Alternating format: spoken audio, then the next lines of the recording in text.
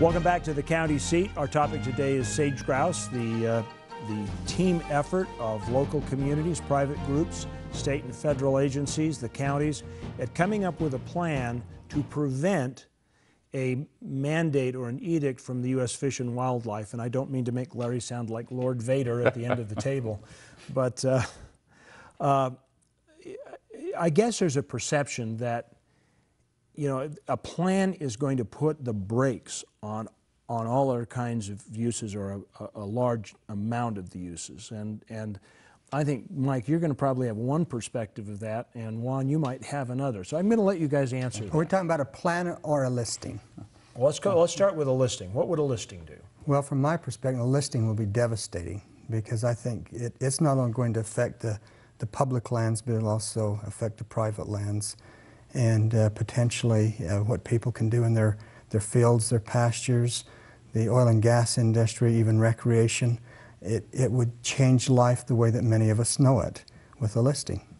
And I think that's why, Mike, we, the BLM, are clearly in partnership and cooperating with not only the counties, but the state, and as well as other entities, because we agree that a listing would not necessarily bring everything to a halt, but it would certainly put in the brakes on a lot of activities. The BLM mission is multiple use, and we want to be able to have that multiple use with a listed species like sage grouse.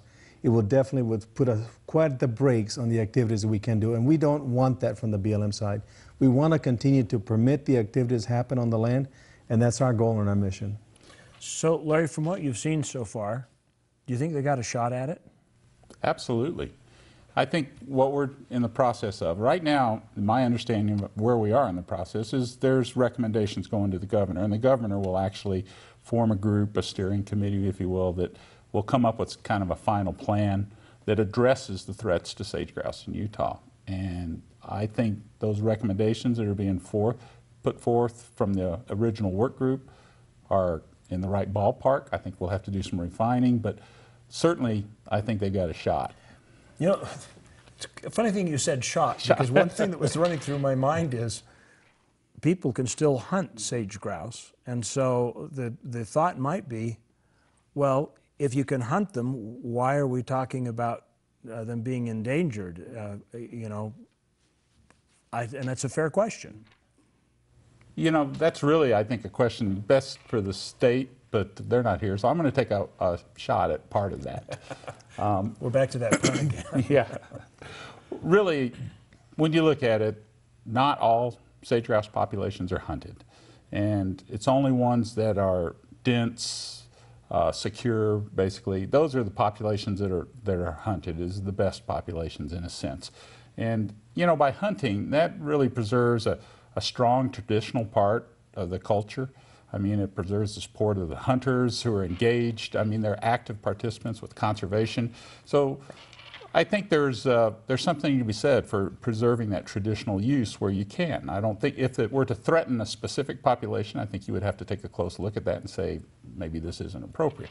But it's being managed appropriately as far as I can tell right now.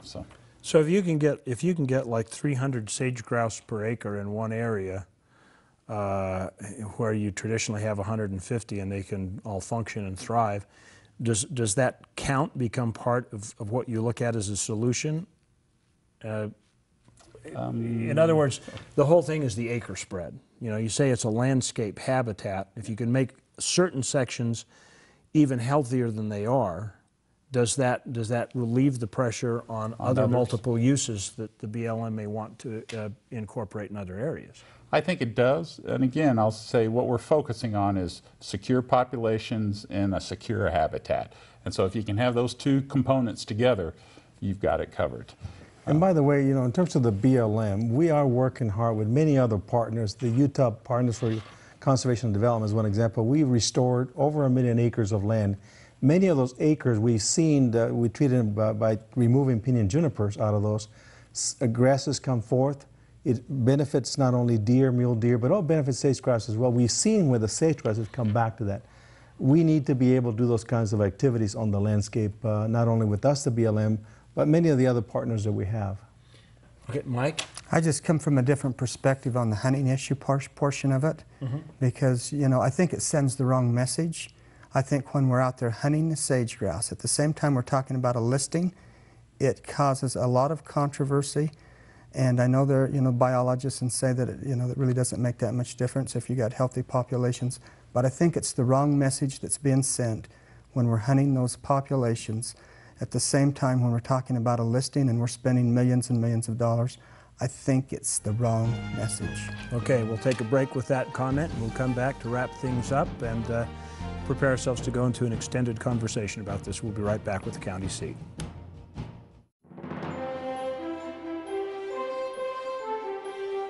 Imagine a place where the world's largest concentration of scenic attractions can be found, where radiant cliffs of 2 national parks and 3 state parks tower to kiss the azure sky. Come and visit any one of the many memorable sites and events that Bryce Canyon Country, Garfield County, Utah has to offer. Drive along National Scenic Byway 143 and All-American Road Highway 12 and experience the ultimate adventure. Almost 45% of the oil produced in Utah, 7.8 million barrels, comes from Duchesne County. That oil feeds our state economy, provides job growth, and supports local business. Here in Duchesne County, we're working to make Utah an economic, cultural, and technological leader. Whether you're here for business or pleasure, Duchesne County will welcome you with open arms and invite you to explore all the beauty of the Uinta Mountains. Duchesne County, close enough for business, far enough to get away. In San Rafael Country, you'll discover more adventure and excitement than you can imagine. And it's only 2 hours from the Wasatch Front. Find gorges that descend thousands of feet, trails that go on forever, and the solitude of finding a place all your own. Emery County and the San Rafael Swell. We're closer than you think.